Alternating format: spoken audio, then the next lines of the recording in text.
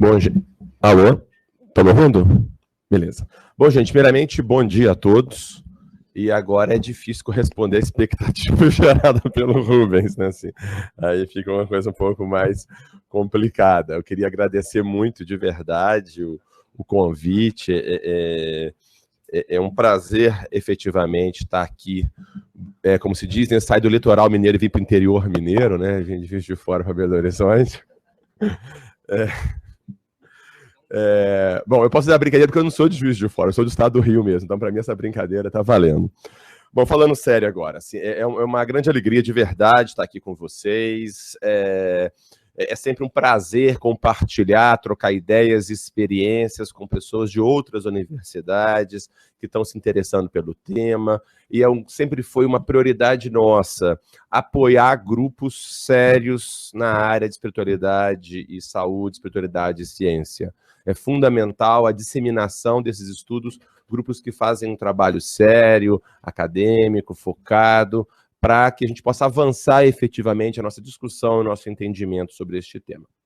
A gente procurou, então, ao longo dessa manhã, cobrir diversos aspectos, a gente foi conversando com o Rubens ao longo aí dos meses, ao preparar a nossa programação, a gente procurou, a partir disso, então, cobrir diversos aspectos, uma visão mais geral das evidências, depois a gente vai falar um pouco das implicações clínicas, falar de atividades de extensão, de informação e método de pesquisa. Então, a ideia é tentar atender todos os gostos, assim, para quem tem interesse mais na área de assistência, mais na área de extensão, na área de pesquisa, na área do conhecimento geral. Então, a ideia é tentar cobrir um pouco tudo isso. Obviamente, não dá para esgotar o assunto, por isso que a gente mandou para vocês uma série de referências bibliográficas iniciais para uma exploração inicial e depois a gente pode, sem dúvida alguma, avançar mais.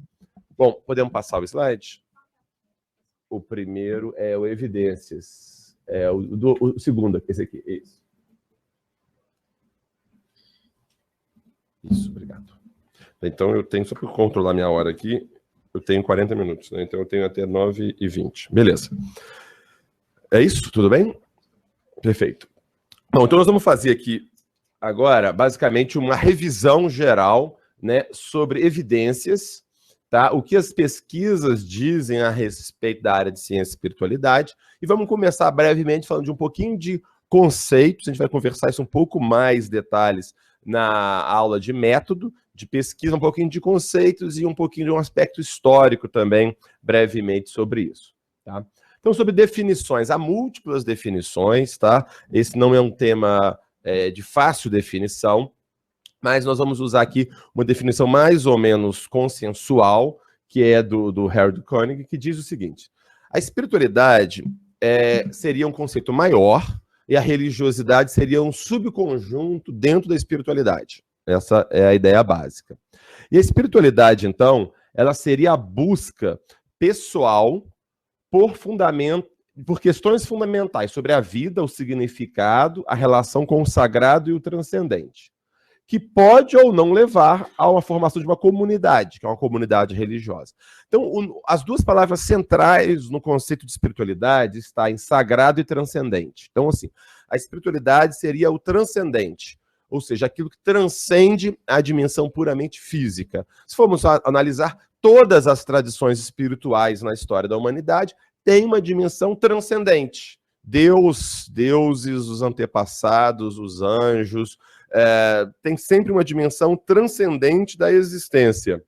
E que essa dimensão transcendente, de modo geral, tem o caráter sagrado. Tá? Isso é uma experiência transcultural, transhistórica, em todas as culturas sempre houve esse tipo de manifestação.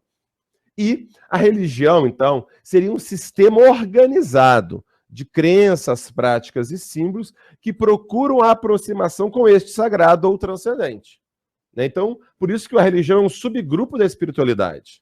A religião, então, ela é um pedaço, a parte mais institucionalizada, que formou uma comunidade em relação à espiritualidade. Tudo bem? Bom, Para começar, do ponto de vista histórico, quando se fala de ciência e espiritualidade, frequentemente esse tema gera polêmicas. Geralmente as pessoas ficam um pouco preocupadas, a ideia de conflito. Muitas vezes o que vem na nossa ideia quando fala de ciência e espiritualidade é de conflito, né? De uma coisa sempre contra a outra. E o que nós vamos colocar aqui, alguns aspectos que vêm de modo geral na nossa cabeça e que a gente muitas vezes ouve quando a gente vê um programa de televisão ou quando a gente lê uma revista de divulgação científica ou quando a gente até lê artigos acadêmicos, mas muitas vezes que citam en passant esse tipo de discussão ou em livros históricos e tal, a ideia de que religião e ciência estão sempre em conflito. De modo geral, a ideia de um cientista heróico e mente aberta se chocando com uma igreja fanática e reacionária. Isso é uma citação do Dixon, que é um pesquisador na área de ciência e religião da cidade inglesa, eu esqueci qual delas. Bom, e o que eu vou mostrar aqui na realidade, não vai ter tempo de aprofundar, mas só para provocar vocês, eu vou mostrar uma série de frases ou de ideias sobre a relação ciência e religião, e eu vou dizer que todas elas, sem exceção, são mitos. Tá? Mitos históricos que foram construídos fundamentalmente desde o meados do século XIX. Tá? Basicamente, nós vamos ver, na realidade, ao longo dos estudos históricos mais robustos atualmente, a relação de ciência e religião é muito mais interessante e muito mais complexa e multifacetada do que a gente aprende de um modo geral, de um modo simplista. E resumindo, bem resumido, há muito mais interface e interação entre ciência, filosofia e religião, desde a Grécia Antiga, do que a gente imagina. Isso foi acontecendo ao longo da história. A grande ruptura mesmo acontece no final do século XIX e ao longo do século XX. E agora está buscando de novo uma reintegração. Então, podemos dizer que, em linhas gerais, na narrativa dos dois meio milênios, uma ideia de um conflito constante é uma exceção de um século, do final do século XIX ao final do século XX. Então, todas as frases que eu vou colocar, inclusive essa, é um mito. O Dixon mostra o quanto isso é um mito. Eu vou citar a referência depois. As instituições religiosas sempre se constituíram obstáculos ao desenvolvimento científico. Quer dizer, essa é uma ideia equivocada. Por exemplo, só para a gente ter uma ideia, as universidades, onde nós estamos numa universidade, é uma criação religiosa medieval, por exemplo. Só para a gente poder ter uma ideia. A ideia de que a igreja medieval gerou o declínio da ciência antiga, defendia que a Terra era plana, suprimiu o crescimento da ciência, proibiu dissecção de cadáveres e defendia apenas causas sobrenaturais para as doenças mentais. Tudo isso é falso, tá? Só para você ter uma ideia, na Idade Média não se acreditava que a Terra era plana, essa é uma ideia falsa. O que a gente aprende que o Colombo tinha que provar que a ideia era que a Terra era redonda para poder chegar nas Índias, isso nunca existiu, esse tipo de diálogo do Colombo, porque ninguém tinha que provar que a Terra era redonda na época de Colombo, todo mundo já sabia desde a Grécia Antiga que a Terra era redonda. Esse foi um mito criado da Terra plana no final do século XIX. Ela não proibiu dissecção de cadáveres e etc. Não vai ter tempo de eu explicar cada um desses detalhes, depois eu vou dar uma referência para vocês depois poderem ir atrás. O Renascimento, né, ou seja, lá a época 1600, 1500 e pouco, o Renascimento e a ciência moderna surgiram como oposição a uma visão religiosa da vida do mundo. A gente sempre aprende isso, né? Na Idade Média, só tudo era Deus e tal. No Renascimento, na Idade Moderna, com a ciência moderna, Francis Bacon, Galileu, etc., se negava tudo isso, o que importava era o homem, uma visão não religiosa do mundo. Completamente falso. Quer dizer, todos esses autores, Francis Bacon, Kepler, e muitos outros, eles inclusive tinham motivações religiosas para fazer as suas investigações. Eles se diziam como sendo sacerdotes investigando a criação, e ao estudar a criação, eu entendo e homenageio o Criador. Eles diziam, inclusive, que a ciência era feita para resgatar a religião da superstição. Eles tinham um conflito, sim, com instituições religiosas específicas, com a igreja em certos momentos e tudo, mas jamais a ideia deles era uma ideia anti-espiritual, anti-religiosa e materialista. É exatamente o contrário. Tá? Eles diziam, em linhas gerais, a metáfora que existia é o seguinte: o livro da vida, o livro do universo, eu posso conhecer Deus através de dois livros que eles diziam. Eu conheço Deus pelo livro escrito, que seria a Bíblia, e eu conheço Deus pelo livro da natureza. E a ciência explora esse grande livro da natureza para conhecer o Criador. Essa era a metáfora que eles usavam. Aprendemos também, equivocadamente, que Giordano Bruno foi queimado pela Inquisição por defender a teoria heliocêntrica de Copérnico, de que a Terra era que o Sol era o centro do universo. Copérnico foi queimado pela Inquisição, que obviamente é um absurdo, é uma intolerância, etc., mas não foi por razões científicas. Ele foi queimado por razões teológicas, que ele não acreditava na trindade e outros aspectos, mas não tem nada a ver com a questão. A teoria de Copérnico, quando Copérnico lançou a teoria, a igreja nem se incomodou com essa ideia. Galileu era o inimigo da religião que foi torturado pela Inquisição. Galileu não era inimigo da religião, a filha dele era uma freira católica, inclusive. Tá? Ele não era inimigo da religião, ele tinha boas relações com a igreja por um certo tempo, depois ele começou a ter conflito com alguns grupos dentro da própria igreja, e foi efetivamente, né, perseguido pela igreja, mas jamais foi torturado. Ele sofreu prisão domiciliar, etc. Mas o problema não era ser contra a religião, ele era contra uma interpretação que a religião fazia dos textos. Tem todo um discurso do Galileu sobre isso, um texto do Galileu sobre isso. Apenas fanáticos religiosos não aceitavam a tese heliocêntrica, de que a Terra girava em torno do Sol. A coisa é muito mais complexa, na realidade, só para a gente ter uma ideia. Na época, era mais ou menos pau a pau os argumentos a favor de que a Terra era o centro do universo e de que o Sol era o centro do universo. Então a coisa era bem mais complexa do que apresentam para a gente. Também uma ideia bastante equivocada, é muito cult, é super na moda, quem quer falar de espiritualidade, uma visão mais abrangente, falar mal do mecanicismo cartesiano e newtoniano, né? Todo mundo fala mal do dualismo cartesiano, é super na moda, cult. Nunca ninguém leu nada de Descartes, mas é bom falar mal. Não é verdade? Não é assim? Não é assim? Eu sei que ele é ruim, pedra nele, né? Assim, mas nunca ninguém leu nada. Então, o que se fala é uma bobajada completa. Falando que Descartes separou radicalmente mente e corpo, desprezou as emoções. Só para você ter uma ideia, o nome de um livro do Descartes se chama As Paixões da Alma. Ele fala inteiramente de emoções e psicossomática neste livro, só para vocês terem uma ideia, As Paixões da Alma. Então, ou seja, não tem nada a ver com o que as pessoas falam sobre o tema. Que Newton criou uma ciência mecanicista e materialista. Gente, é só pegar o livro dele, O Princípio de Newton, tem um capítulo sobre Deus no Princípio de Newton. Então, ou seja, e ele falava, o universo não é como um relógio. Ele fala que não é. Aí a pessoa fala, Newton fala que o universo era como um relógio. É impressionante, a pessoa fala que não, não é isso. As pessoas falam que ele está falando isso. Isso é uma coisa impressionante. Bom, vamos lá. Que a evolução das espécies por seleção natural foi negada apenas para os religiosos fanáticos, que Darwin tornou-se ateu em razão de seus estudos em torno da evolução por seleção natural. Isso a gente vê. Outro dia eu vi um documentário, acho que em inglês, sobre o Darwin, mostra ele no navio Beagle, né, aquele navio que ele viajou o mundo por 5 anos, esteve no Brasil e tudo, e aí ele tem um pastor pregando no navio, ele tampa o ouvido, não quero ouvir isso e tal. Completamente fora. Primeiro, durante a viagem do Beagle, o Darwin continuava sendo religioso, tá? Ele nunca se tornou antirreligioso, ele se tornou agnóstico, ou seja, não sabe se Deus existe ou não. E as razões que ele mesmo coloca na autobiografia dele para questionar a existência de Deus não tem nada a ver com a questão científica. Ele coloca, basicamente, a questão pessoal, que foi a morte da filha dele. Tem uma filha pequena que faleceu, como é que um Deus justo permitiria que uma criança morresse, aquela coisa toda, e a questão da morte do pai dele também, que não era muito religioso, mas era uma boa pessoa, e pela igreja da época, anglicana, ele iria para o inferno. Então ele não aceitava isso, então uma série de questões, é muito mais uma ideia teológica da justiça de Deus, do problema do mal no universo, que está por trás do seu agnosticismo. E a teoria do Darwin foi criticada muito por cientistas da época, e foi também defendida por religiosos da época. Tem vários religiosos que defendiam, e eram amigos do Darwin, defendiam a teoria de Darwin, dizendo o seguinte, olha, Darwin descobriu como que Deus faz para as espécies se desenvolverem. Porque muitos defendiam assim, olha, Darwin descobriu as leis da seleção natural. E as leis da seleção natural são leis divinas, então está tudo resolvido. Então a coisa, de novo, é muito mais complexa do que se coloca. Também a ideia... Deixa eu adiantar aqui por causa do tempo. Bom, só para a gente ter uma ideia, então vários estudos recentes sobre o tema das melhores universidades do mundo, só para a gente ter uma ideia, esse é um livro da Universidade de Harvard, de Oxford e de Cambridge. Ou seja, as 3 maiores universidades do mundo, com livros falando exatamente o que eu acabei de falar.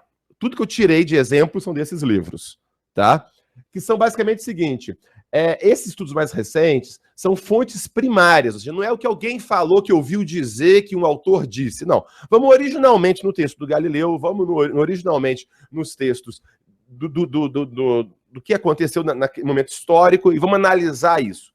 Então, esses são alguns livros do Instituto Dixon que eu falei. Esse livro muito legal, chama Galileu vai para a prisão e outros mitos em ciência e religião. Acho que é o melhor livro nessa área que eu conheci. Infelizmente não tem em português ainda, do Ronald Numbers, explicado pela Harvard. E tem esse em português, muito bom. Chama Ciência e Religião, do Peter Harrison, da Cambridge, na Universidade de Cambridge.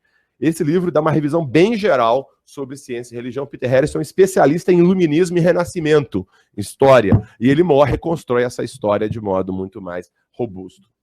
Bom, mas esses estudos são pouco difundidos no Brasil. Poucos historiadores no Brasil conhecem esses estudos. São estudos recentes, dos últimos 20 anos aproximadamente, mas ainda não chegaram de modo forte ainda no Brasil, e a gente acho que é importante que se conheça o que está acontecendo no mundo a esse respeito. Bom, só para a gente ter uma ideia, a conclusão do Ronald Numbers é um dos principais historiadores da ciência do mundo, tá?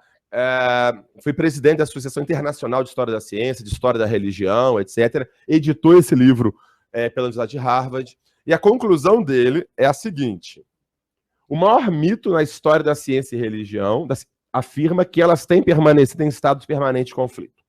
Esse é o maior mito. 2, isso me surpreendeu, eu não sabia. Nenhum cientista, até onde eu sei, perdeu a sua vida devido às suas visões científicas. A gente aprende que a igreja botou fogo em um monte de cientista. Ele não conhece nenhum caso. Zero. Nenhum caso. E ele deu uma entrevista, não vou falar da TV Nups depois, ele teve lá em Juiz de Fora, ele deu uma entrevista na TV Nups sobre a questão do conflito ciência e religião. Tá me cortando aqui. Tem um artigo dele também em português, na revista de Psiquiatria Clínica. Eu acho que está na referência que eu passei para vocês.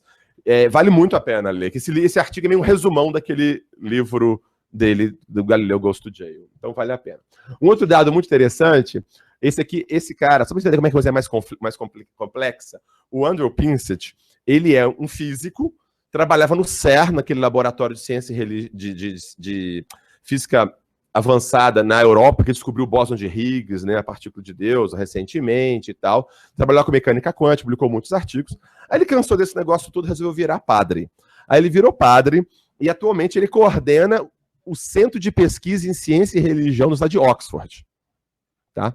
Aí perguntaram para ele, isso lá em Juiz de Fora, seguinte, desculpa, ele contou em Juiz de Fora, mas perguntaram para ele como é que ele pode ser padre e acreditar no Big Bang, porque a igreja vai ser contra isso. Ele falou, é muito fácil, porque a teoria do Big Bang foi inventada por um padre católico. Quem de nós sabia disso? Foi Georges Lemaitre, um físico, cosmólogo e padre belga, que descobriu a teoria, que propôs a teoria do Big Bang, só que ele propôs com outro nome, a teoria do átomo primevo, que ele chamava, que começou de um pequeno átomo, digamos assim, e aquilo foi expandindo no universo. E o mais interessante é o seguinte, o pessoal que era da União Soviética, na época, que era materialista antirreligioso, dizia que a teoria dele era uma teoria religiosa, e que a ciência não podia aceitar isso. E aí a teoria dele é que foi proibida de ser ensinada na União Soviética porque era religiosa, entre aspas. Só que não é nada religiosa. Teoria científica é que a gente mais aceita hoje em dia. E aí, para zoar o pessoal que era contra a teoria, para zoar a teoria, deu o apelido de Big Bang para a teoria. O termo Big Bang é um apelido que foi dado pejorativo com relação à teoria do Georges Lemaitre. Quem conhece essa história de livro didático ou de meio de divulgação? Ninguém. Mas é um fato. Pois vale a pena, quem quiser estudar mais sobre isso, vale a pena. Esse vídeo também está na TV Nups, quem quiser avançar e depois ver as referências, vale muito. Então, só para mostrar como a história é muito mais complexa e interessante do que a gente imagina. Resumo, toda narrativa simplista, né, gente, na vida é problemática. Bom, voltando agora, passando de um modo mais direto para os nossos aspectos, por que isso é importante, esse tema? O que as evidências mostram? Esse é um dado do Brasil, tá? É uma amostra da representação da população brasileira, um estudo que nós fizemos em parceria com a Unifesp. Nós percebemos o seguinte, que no Brasil, a importância da religião é algo muito grande. Só para a gente ter uma ideia, que se considera sem religião no Brasil, em torno de 5% dos brasileiros se consideram sem religião, tá certo? E que frequentam os serviços religiosos, mais ou menos mais de um terço da população frequenta pelo menos uma vez por semana um grupo religioso. Ou seja, provavelmente não tem nenhuma atividade social não obrigatória, como estudo e trabalho, que tanta gente frequente com tanta constância, mesmo entre adolescentes. Engraçado, na Malhação ninguém nunca vai para a igreja, mas 1/3 dos adolescentes vão para um grupo religioso pelo menos uma vez por semana, mais frequente do que para balada. Tem dados estatísticos mostrando isso. E importância da religião, mais de 80% dos brasileiros dizem que ela é muito importante.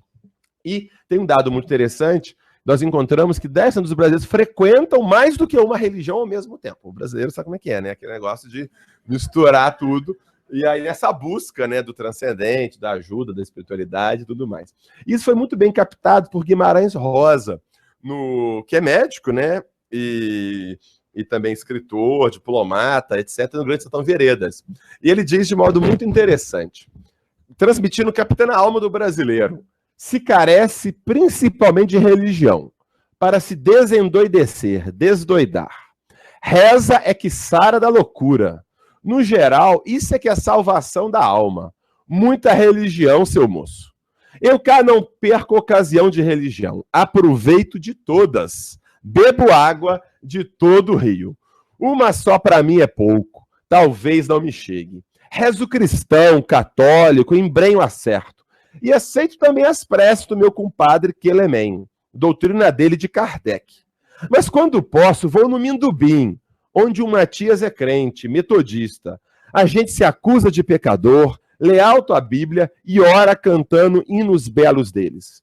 Tudo me quieta, me suspende. Qualquer sombrinha me refresca. Então, ou seja, essa é um pouco a transmissão, uma captura da alma do brasileiro, mostrando essa busca da espiritualidade, o aspecto com a saúde, o aspecto do sincretismo religioso nesse sentido. Bom, mas aí nós estamos falando de meio universitário. Será que é possível investigar ciência, espiritualidade e saúde? E aí eu acho que a principal resposta para isso é o seguinte. Tem 2 handbooks, primeira e segunda edição, de religião e saúde, do Harold Koenig, que é a principal autoridade no mundo atualmente na área de espiritualidade e religião. Os 2 livros publicados pela Universidade de Oxford.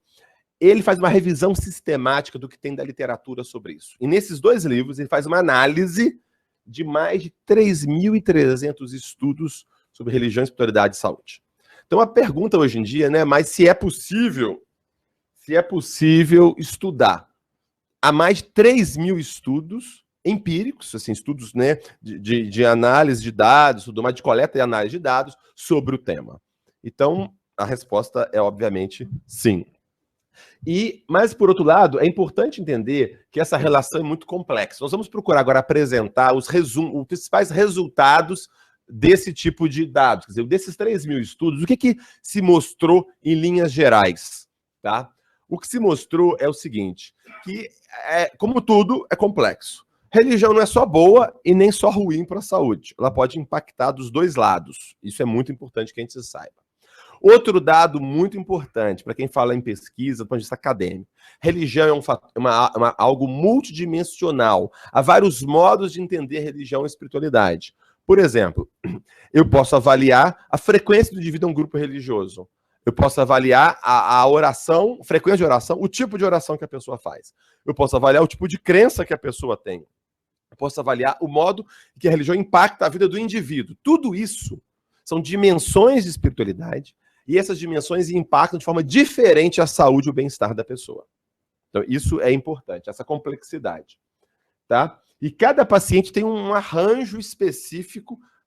Eu não posso simplesmente pegar, porque o paciente diz que ele é católico, que ele é espírita, ou ele é protestante, ele é assim. Não, eu não posso generalizar.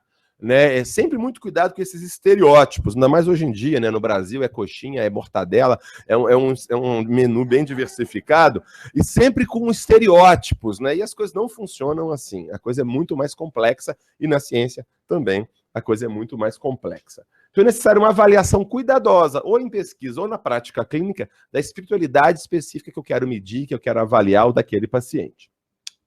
E aí, bom, alguns achados, tá? Algumas das áreas mais estudadas sobre religiosidade e saúde diz respeito sobre o impacto sobre a depressão. Inclusive, só um parênteses aqui sobre religiosidade e espiritualidade. Eu vou falar depois sobre isso na área de método, embora é muito mais cult falar de espiritualidade, religiosidade, religião, se você tem como uma coisa meio down, assim, meio atrasada, meio ruim. Mas os estudos, basicamente, são sobre religiosidade, porque é muito mais fácil medir religiosidade do que medir espiritualidade. Vou falar isso depois na outra aula, mas então vamos lá. Então, a maior parte dos estudos apontam que os maiores níveis de religiosidade estão associados com menores níveis de depressão. Isso é bastante consistente, é uma meta-análise sobre isso, embora há formas de religiosidade que estão ligadas com mais depressão. Vou falar isso um pouquinho mais para frente. Esse é um estudo muito interessante, publicado no American Journal of Psychiatry recentemente, em que pegou crianças com 10 anos de idade, filhas de pais deprimidos, ou seja, crianças que tinham alto risco de depressão, filhas de pais deprimidos graves. E perguntaram para essa criança, com 10 anos de idade, se a religião era importante para elas ou não. Olha o detalhe. Perguntaram para uma criança de 10 anos de idade se a religião é importante para elas ou não. Ok.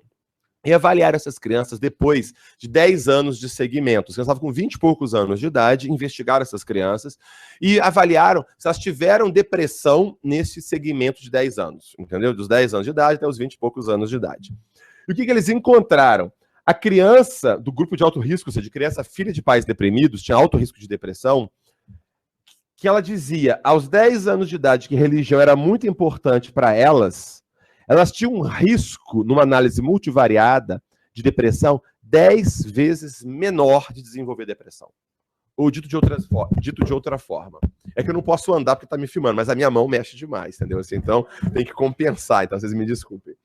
Então, dito de outra forma, a criança que com 10 anos de idade considerava que a religião não era importante para ela, se ela era filha de pais deprimidos, ela tinha 10 vezes mais chance de ter depressão nos próximos 10 anos do que aquela que dizia que a religião era muito importante para elas.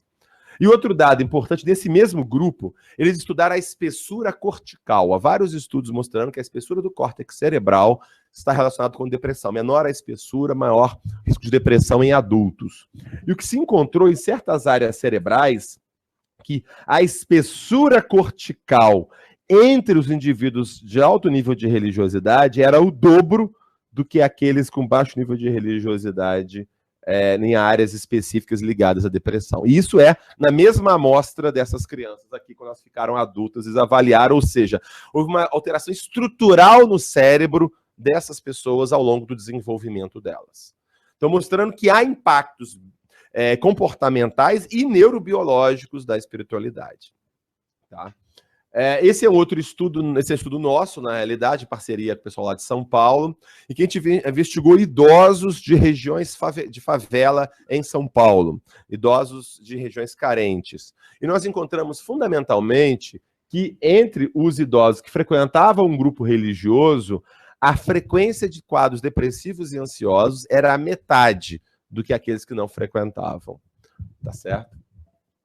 E um outro dado muito importante de estudado hoje em dia em religião e espiritualidade é o chamado de coping religioso. É como a pessoa enfrenta problemas. Coping é como a pessoa lida com problemas.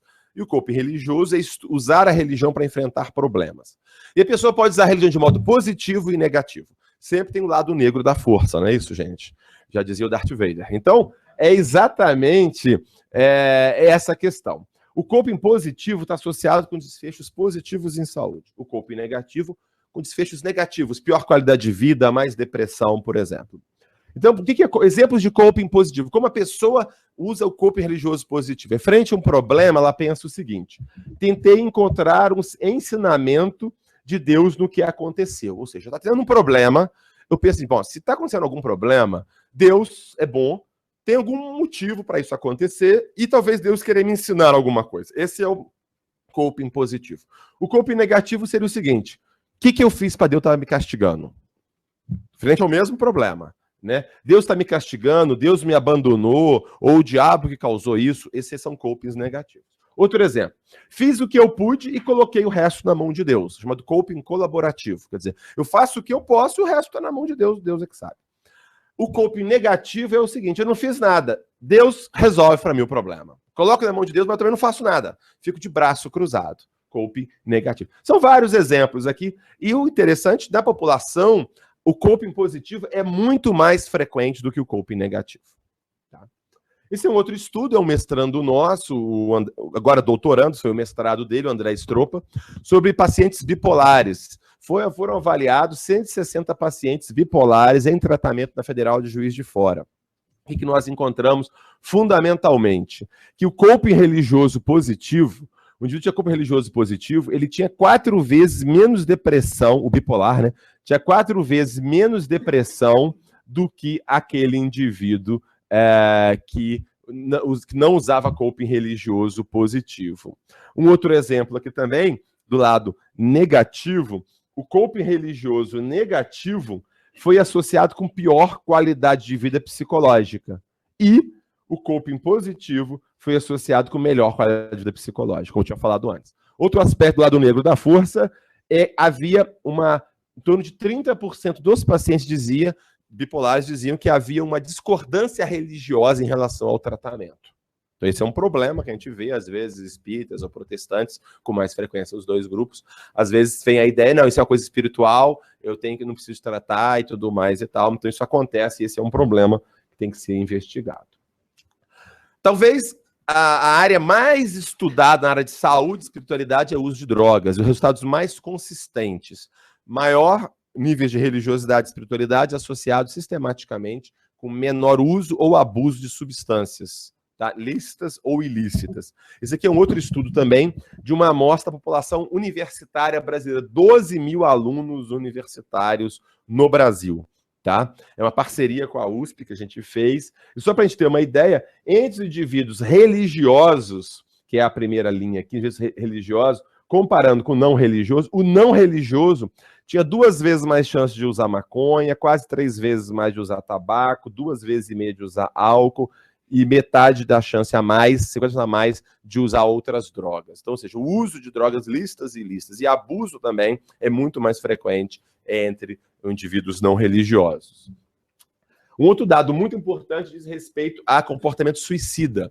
O suicídio, a gente sabemos hoje em dia, é uma causa importante de mortalidade, principalmente entre pessoas jovens, né? É uma causa significativa. E tem vários estudos. Esse é um estudo da Federal da Bahia, o André Caribé, esse é o mestrado ou doutorado dele, se não me engano, em que eles investigaram entre pacientes com tentativa de suicídio, né, e perceberam que a religiosidade, várias formas, ou frequência, ou religiosidade intrínseca, caía para metade o risco de tentativa de suicídio. Mas esse é o melhor estudo já feito até o momento.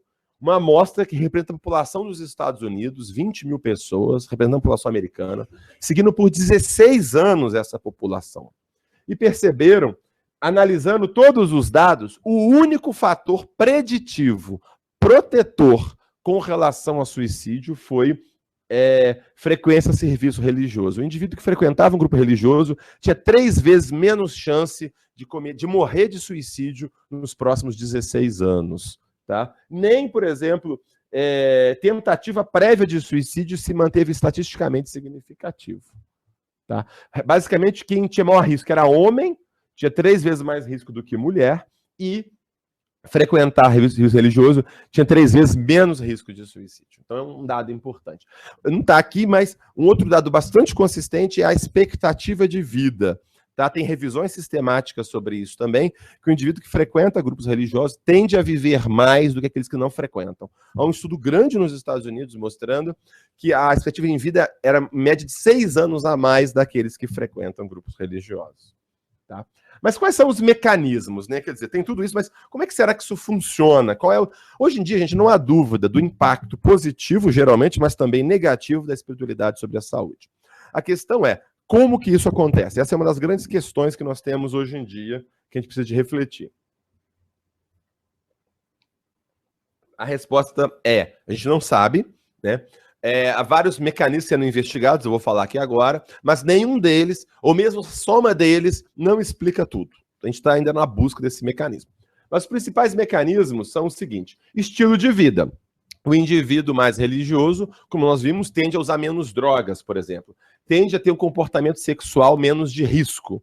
Tende a se envolver menos em atos de violência. Isso tudo aberto, bastante dados a esse respeito. Então, esses seriam alguns dados. Outro seria o suporte social.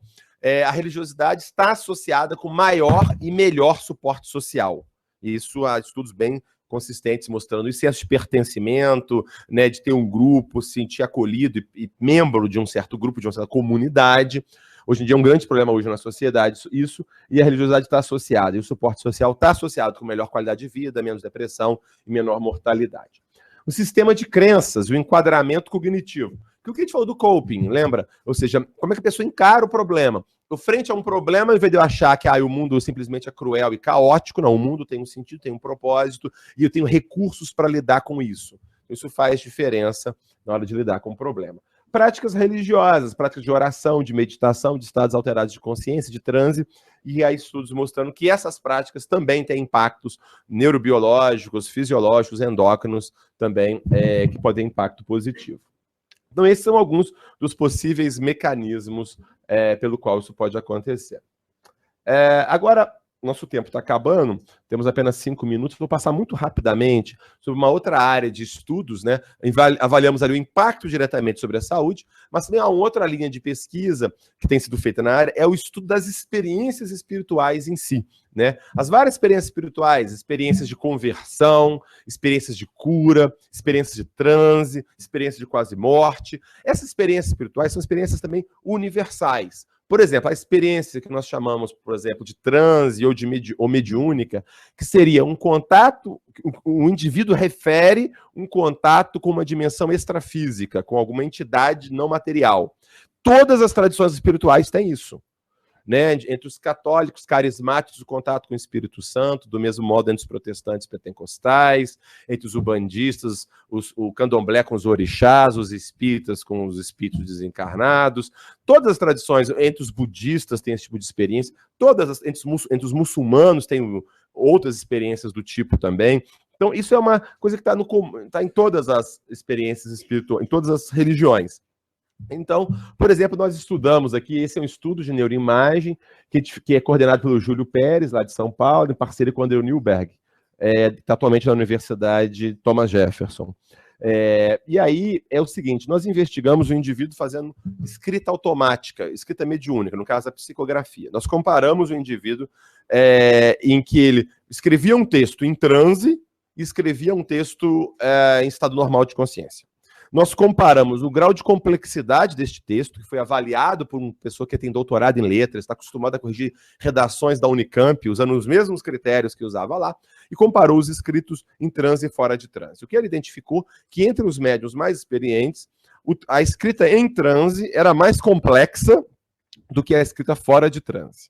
Por outro lado, ao contrário do que a gente esperava, houve uma menor ativação em certas áreas cerebrais ligadas ao raciocínio, ao planejamento, ao discurso.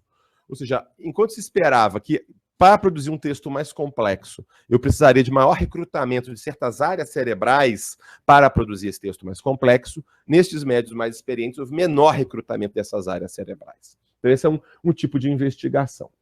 Sobre isso, a gente tem avançado muito sobre estudos sobre as implicações das experiências espirituais para o entendimento da mente e da relação com o corpo, relação mente-corpo. Né?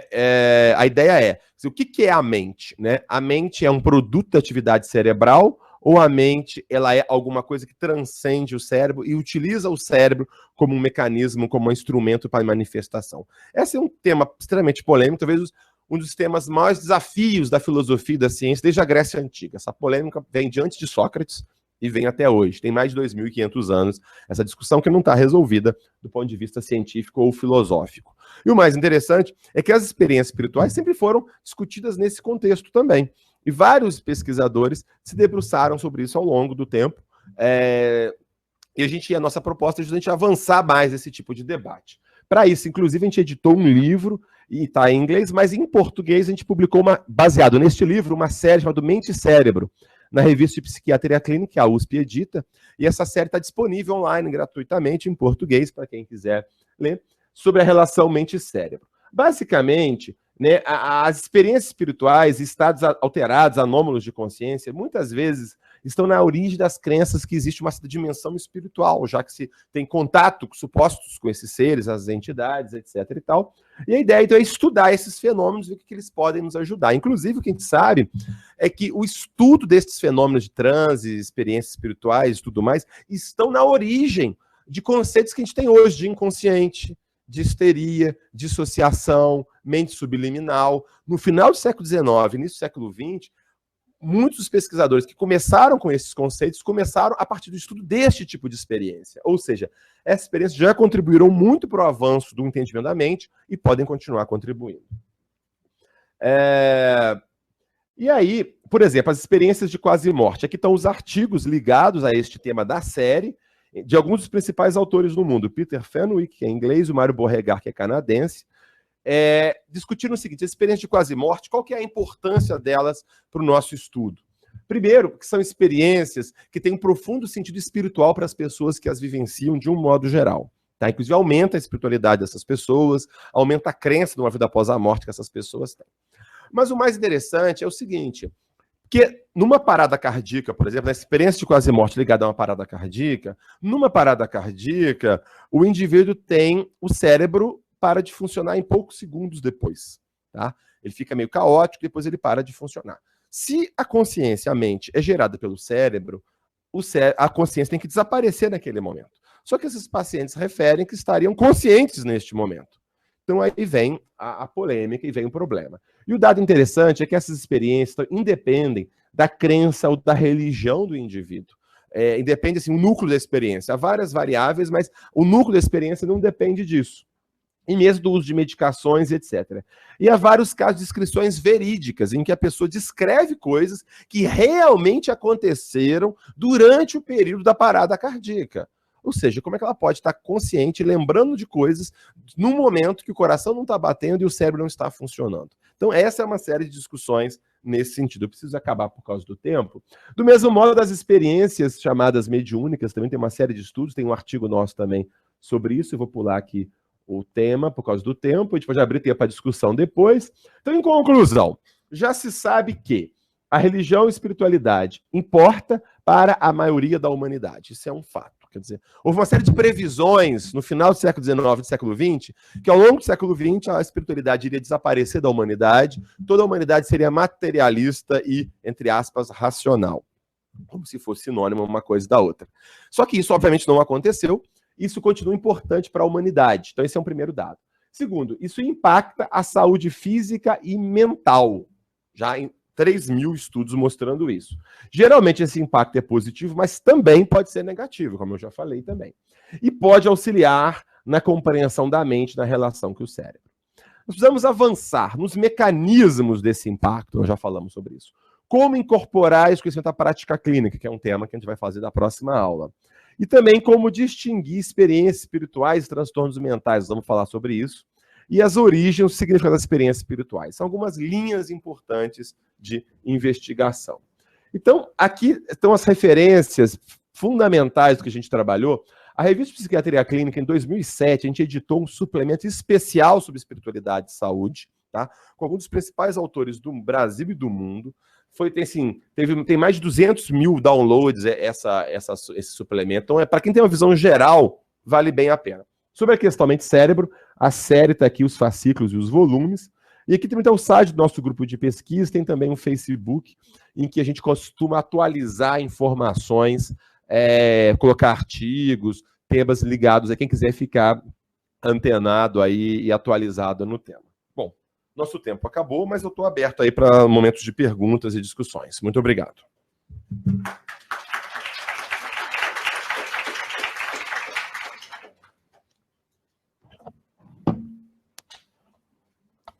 Eu vou responder sentado para descansar um pouquinho para a segunda aula. Agora estou escutando. Thaís, alguém pode me auxiliar com o microfone, se alguém quiser levar para o... Tá escutando, tá? Só para levar para o público, quem quiser fazer pergunta, viu? Bom, já temos aí mais de 100 pessoas, contando com o grupo online e com o grupo presencial. Nós vamos passar, então, a palavra, a primeira pergunta ali. Nós vamos ter uns 10 minutinhos para perguntar, por favor. Se apresente, por favor, viu? Instituição. Bom dia, meu nome é César, eu sou psicólogo clínico e trabalho na linha transpessoal, trabalho com terapia regressiva. E eu tive a oportunidade de participar do último curso de extensão em saúde e espiritualidade, o primeiro, né? Esse é o segundo. E nesse primeiro curso foi citada, em relação à dissociação da consciência e o cérebro, de uma experiência que parece que você estava desenvolvendo, não sei se é você mesmo, não lembro direito, mas eu acho que é, das fotografias. Você tem notícias do resultado disso? Parece que a previsão era de 2 a 3 anos, acho que coincide justamente com a data de agora, né? Você tem algum... Alô? Oi. Então, assim, esse estudo originalmente é o estudo AWARE, né, que foi coordenado pelo Samparnia, que é um cardiologista que está atualmente nos Estados Unidos. Eles publicaram recentemente os resultados iniciais do estudo deles, em que, fundamentalmente, eles não tiveram... havia toda uma polêmica. Esse estudo, basicamente, é estudo da parada cardíaca, né? E que se colocou, inclusive, algumas imagens voltadas para o teto, porque o indivíduo diz na experiência de quase morte que ele estaria do teto observando as coisas. Havia toda uma polêmica se isso seria um método razoável ou não, porque a pessoa pode não estar interessada em prestar atenção naquilo. Inclusive, o Pim van Lommel, que é um dos maiores nomes na área, um holandês, era contra esse tipo de método. Bom, o que eles tiveram, basicamente?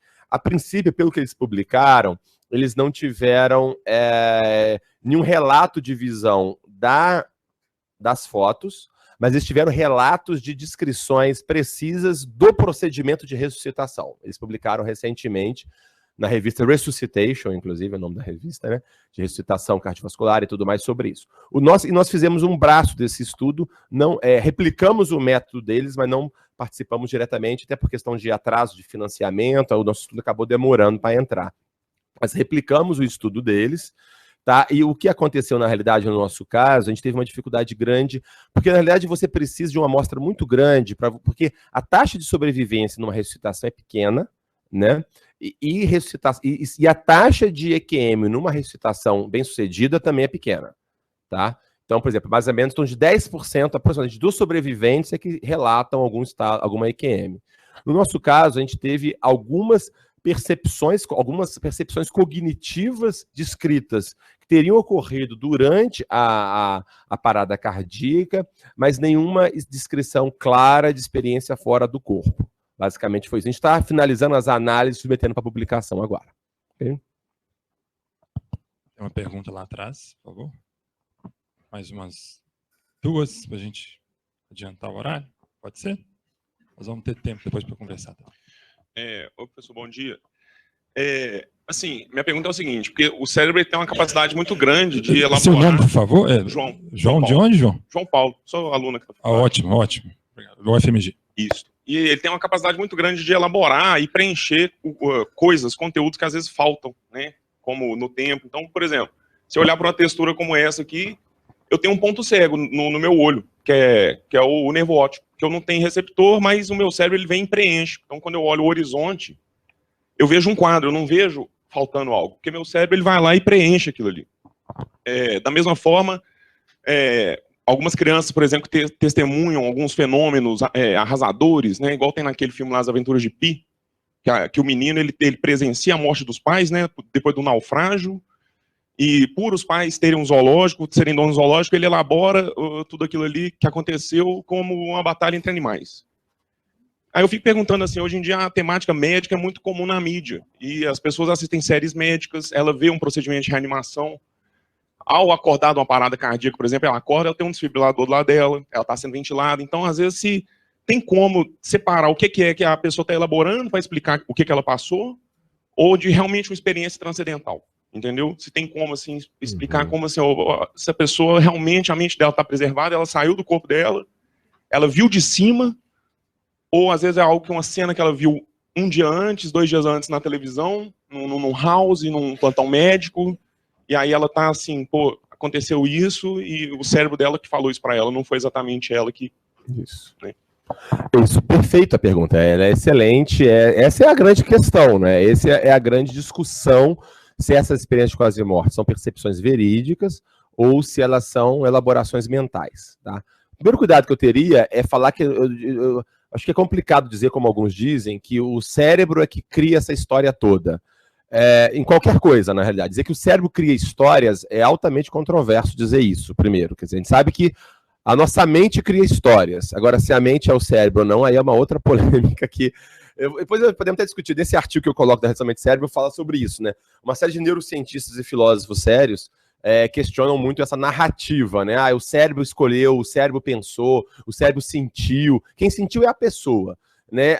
Como é que o cérebro está ligado com isso é uma questão um pouco mais polêmica, mas não vou aprofundar nisso aqui agora. Mas sobre a questão que você colocou, é muito pertinente. E tem vários estudos tentando investigar exatamente isso. Tá? Um deles é o seguinte: a narrativa do que é uma experiência de quase morte hoje em dia é popular. Só todo mundo já viu no Fantástico, no Globo Repórter, o que é uma experiência de quase morte. Você vê fora do corpo, vê uma luz, não sei o que lá. Então todo mundo. Aí as pessoas dizem o seguinte: hoje em dia todo mundo vai falar que teve, porque culturalmente é esperado que a pessoa tenha. Né? Essa é a ideia. Mas até então, testando isso, o Bruce Greyson, que é um pesquisador da Universidade da Virgínia, nos Estados Unidos, ele publicou um estudo, porque a popularização das EQMs se deu com um livro do Raymond Moody Jr., que é um psiquiatra e filósofo, nos anos 70 ou 80, se eu não tô, 70 ou 80, um dos dois, chamado Vida Após a Vida. Ali que ele popularizou esse tema e caiu na mídia esse negócio. E o que eles fizeram, o Bruce Greyson? Eles compararam a descrição de EQMs que aconteceram e que foram coletadas antes do livro do Raymond Moody Jr. e agora as mais recentes, ou seja, antes disso cair no gosto popular e agora. Ou seja, a teoria é, se é uma questão meramente de expectativa cultural, você teria descrições muito mais baseadas no script, né, de EQM agora do que antes. E o que ele encontrou que não há diferença. Tá? As EQMs descritas antes, as pesquisas, algumas escritas antes, têm a mesma taxa de semelhança, de verossimilhança de as atuais, a mesma taxa de precisão dentro de um EQM padrão. Primeiro dado. Segundo dado, há coisas que são muito específicas, que não é uma coisa genérica. Teve um médico que me deu um choque e tudo mais. Tem um caso descrito clássico, por exemplo, na revista Lancet, que é a principal revista médica do mundo, do Pim van Lommel, esse pesquisador holandês. Ele conta um caso, por exemplo, vou contar rapidamente o caso, que está até descrito num dos nossos artigos aí também, que a gente cita aí. É o seguinte, o cara chegou numa parada cardíaca, num pronto-socorro, no hospital holandês, e aí ele chegou já em parada cardíaca já há vários minutos, totalmente inconsciente, né? Já não tinha mais fluxo sanguíneo cerebral adequado. E quando chegaram, eles começaram a massagear o paciente, precisavam entubar o paciente, viram que tinha uma dentadura, tiraram a dentadura, guardaram a dentadura, e aí começaram a entubar o paciente, chocar o paciente e tal, aquela coisa toda, e o paciente, eles estavam desistindo do paciente já há muito tempo de parada, não vai ter jeito, não vai voltar, e insistir, e tal, o paciente volta cardiacamente, mas a consciência totalmente, né, prejudicada no começo. Depois de alguns dias ele começa a voltar, fica consciente e tal. E aí ele está na enfermaria já vários dias depois, e aí chega uma enfermeira. Ele fala: foi você que você sabe onde está minha dentadura. A enfermeira: como assim? Quando eu cheguei, você que pegou minha dentadura. Aí ele fala que ele se viu de cima, ele viu a enfermeira chegando, ela pegando a dentadura e botou na gaveta daquele carrinho. E de fato era verdade, ou seja, ela era aquela enfermeira, ela pegou a dentadura dele, ela colocou no carrinho de parada e tudo mais. E ele falou: e vocês ficavam falando, queriam desistir da minha ressuscitação, e eu lá de cima vendo, falando: não desiste não, que eu queria continuar vivo e tudo mais e tal. E ele dizia, toda essa descrição era verídica. Ou seja, não são coisas muito genéricas, quero dizer isso, não são coisas tão genéricas assim. Há coisas genéricas, mas descrições muito precisas, e um paciente está em parada cardíaca há quase meia hora, tentando uma reanimação e tudo mais, ou seja, não era esperado que ele tivesse consciente, ele estava profundamente comatoso naquele momento. Então esse é um exemplo para poder ilustrar um pouco isso, ok? Ok, mais uma pergunta só, viu, pessoal? Que a gente começa a segunda palestra. Eu tenho a minha pergunta aqui, vou guardar. Vou perguntar para a Alexandra depois. É por causa do tempo. Nós temos um contrato de um pequeno lanchezinho que a gente conseguiu adquirir para vocês, depois da segunda palestra, senão que o pessoal, a gente tem que respeitar o contrato do lanche. Por favor. Meu nome é Fabrini, eu sou fisioterapeuta e sou espírita kardecista. Eu não sei aqui se o assunto vai desenvolver em alguma religião específica. E, na verdade, eu não queria fazer uma pergunta, não. porque ele fez a apresentação ali, eu achei muito interessante e que eu acho que ajuda na resposta que ele deu, que completa a pergunta dele, é que naquela entrevista, na pesquisa que ele mostrou, quando o cérebro fez um texto mais elaborado, ele usou menos recursos cerebrais. Não foi isso no resultado da pesquisa? Foi. E aí eu acho que responde um pouco a pergunta dele. E alguns livros não sei se eu posso falar, alguns livros de psicografia do Chico Xavier, que ele tinha 4ª série de grupo, e o conteúdo científico muito grande, que traz algumas obras dele, né, nos livros de André Luiz, que vão comprovar que era um cérebro exterior ao dele, que não tinha sido alimentado aquele conhecimento científico, que ele consegue passar para os livros nas psicografias dele. Então, acho que até é bom esclarecer isso, né? Esse tema de espiritualidade e ciência, de saúde, não está ligado a nenhum grupo religioso.